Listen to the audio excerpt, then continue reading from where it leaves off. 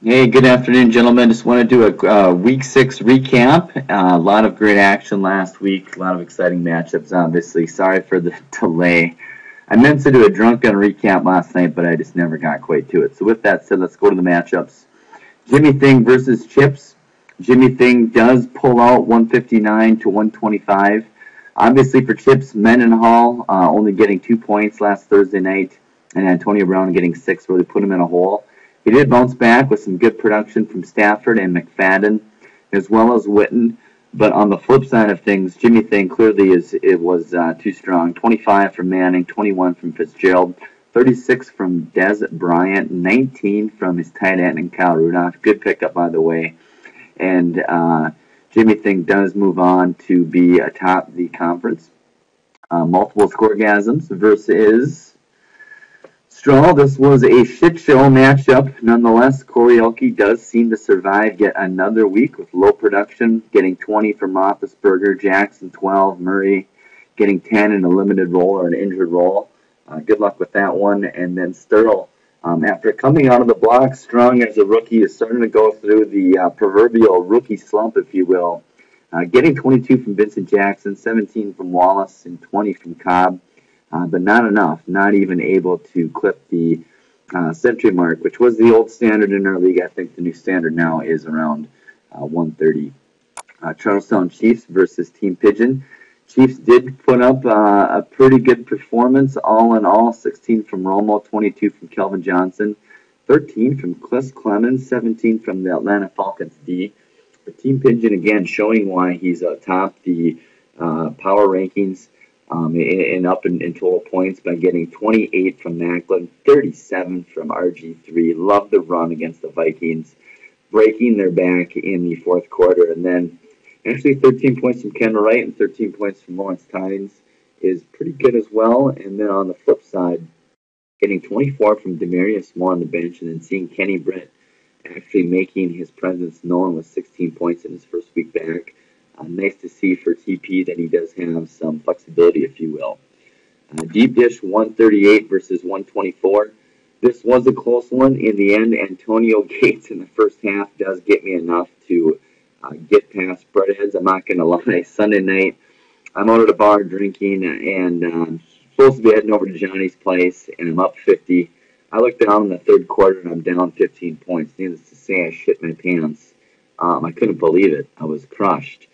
So I drank more. But with that, Jordy Nelson, 42 points, 20 points from J.J. Watt. Still cannot even believe that this guy is still or was able to be picked up in the waiver wire in week 2. And then obviously 18 points from Josh Gordon. Johnny, you're going to be telling us about that one for years to come. But with that said, nonetheless, it was a great pickup. Go to one of our games of the week. As predicted, Bad News Bears gets 170 points. Again, putting up a lot of points in the past few weeks, edging out the only undefeated team. Charlestown Chiefs can pop the champagne as still being the only undefeated team to go. Not only the regular season, but the postseason, I guess, regular season wise. Obviously, we know Scoregasms was able to do the same last year, but Scoregasms did choke. Anyways, Mind Freak getting 22 from Brady, 18 from James Jones, 21 from Decker. On the flip side, it was interesting how the Jets defense should have scored at least 2 TDs. They did not score the TDs. They were called back due to a bullshit call on Andrew Luck after an interception.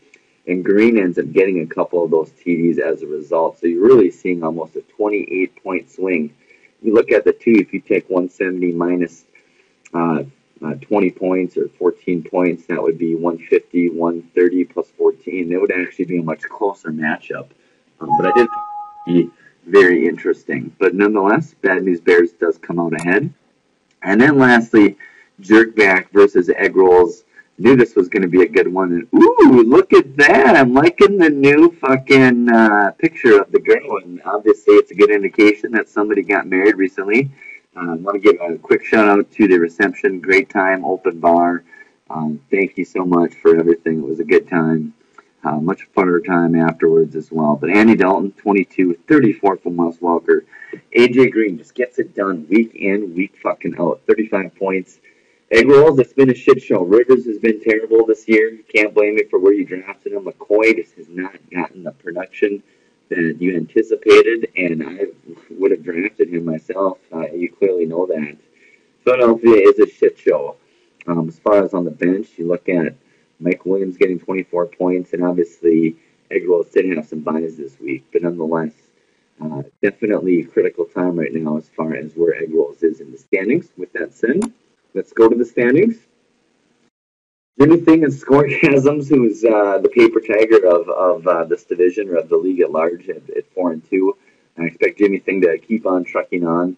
As far as the other two spots, I do expect Chips, Jerkback Mountain, or Egg Rolls to really be in the mix for that second and third spot. As of now, Scoregasms is there, but I don't see him being there 3 or 4 weeks out. But you never know. That's why you play the games. Maybe if Chris Johnson gets his shit together, things will turn around. But Mind Freak in the leaders division is now tied with Deep Dishon.